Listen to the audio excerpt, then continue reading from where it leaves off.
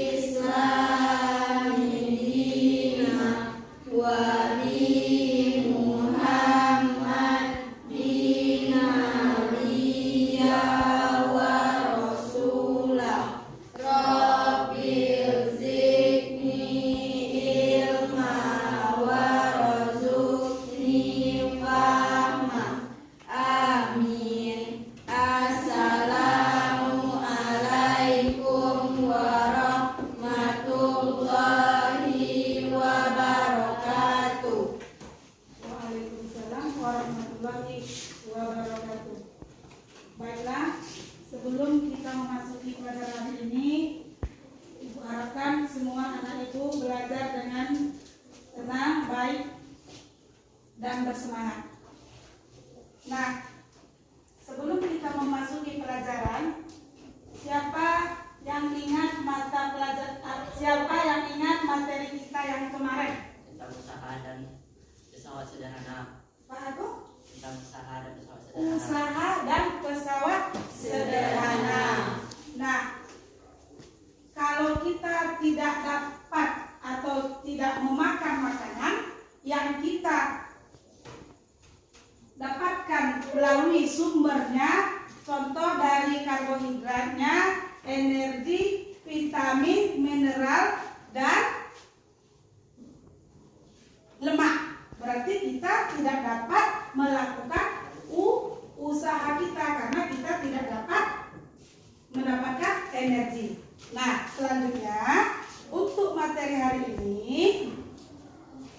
judul materi kita adalah sistem pencernaan pada manusia, di mana tujuan pembelajaran kita di sini yang pertama menjelaskan pengertian pencernaan makanan dengan benar.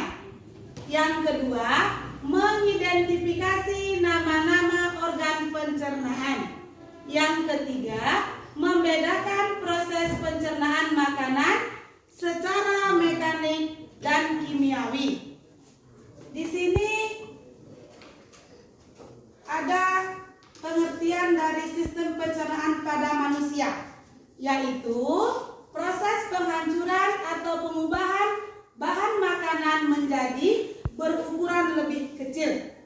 Selanjutnya, organ-organ menyusun sistem pencernaan makanan pada manusia yang terdiri dari saluran organ pencernaan yang berupa kelenjar hati, mulut, lambung, dan pankreas, di mana organ pencernaan yang berupa saluran tersebut yaitu mulut, kerongkongan, lambung, usus halus, dan usus besar. Nah, selain daripada pengertiannya, di sini ada ditayangkan video tentang sistem pencernaan. Kemarin kan kita sudah membahas pencernaan makanan dari mulut ya. Untuk memudahkan pembelajaran dan dapat nanti anak Ibu mengerjakan LKPD-nya, Ibu memberikan waktu 20 menit. Jadi, tolong anak Ibu kerjakan LKPD-nya dengan baik dan benar. Tapi, yaitu gerakan meremas tempat yang dilakukan oleh dinding kerongkongan untuk membuat makanan segera masuk ke dalam lambung. Berarti tujuan selanjutnya lambung yang dibuat. Betul, Bob. Lambung adalah bagian dari organ pencernaan manusia yang paling elastis. Lambung berbentuk seperti kantong dan terletak di dalam rongga perut sebelah kiri atas. Di dalam lambung, makanan mengalami pencernaan secara mekanis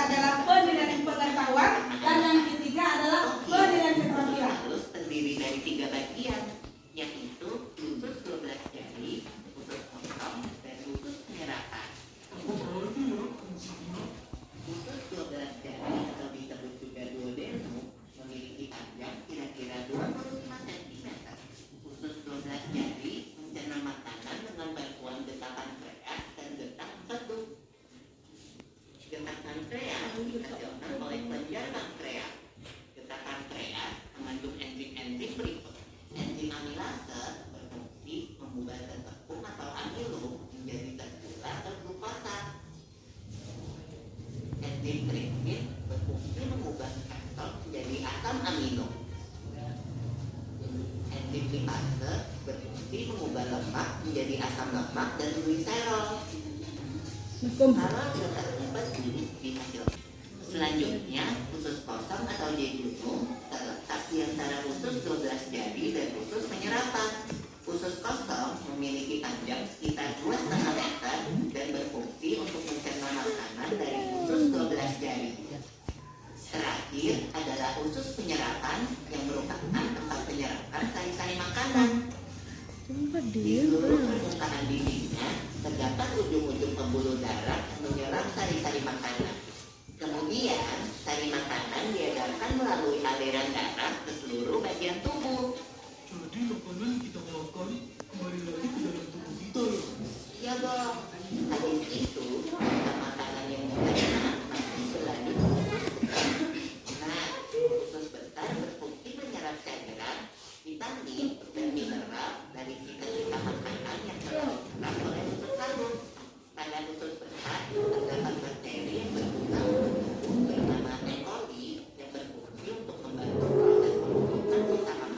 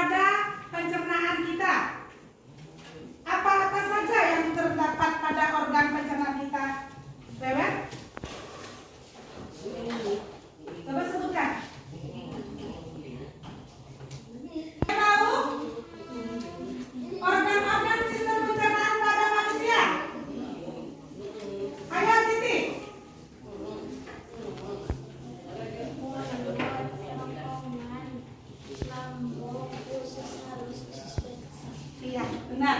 Organ-organ sistem pencernaan manusia adalah yang pertama mulut, yang kedua, yang ketiga, yang keempat, dan yang kelima, Nah, alhamdulillah kali ini sudah terjawab pertanyaan yang ada di LKPD kita.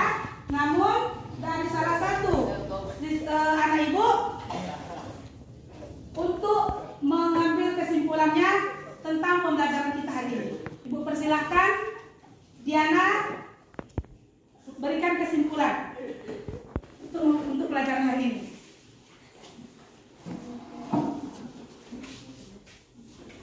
Assalamualaikum warahmatullahi wabarakatuh. Waalaikumsalam warahmatullahi wabarakatuh. Pencernaan secara mekanik adalah proses perubahan makanan oleh alat-alat pencernaan dari bentuk kasar atau besar. Jadi di dalam pencernaan secara kimiawi adalah proses pencernaan makanan dari zat yang kompleks menjadi zat-zat yang lebih sederhana dengan menggunakan enzim. Terima kasih diucapkan kepada Diana. Kita berikan tepuk tangan. Nah, selanjutnya di sini Ibu tambahkan kesimpulannya bahwasanya tadi jelaskan proses pencernaan makanan secara mekanik dan kimiawi. Nah, di sini dituliskan bahwasanya proses perubahan proses secara mekanik itu adalah proses perubahan makanan oleh alat pencernaan dan bentuk dari makanan yang kasar menjadi yang halus. Itu terjadi di dalam gigi. Sementara proses pencernaan kimia itu dengan menggunakan enzim. Paham Ibu?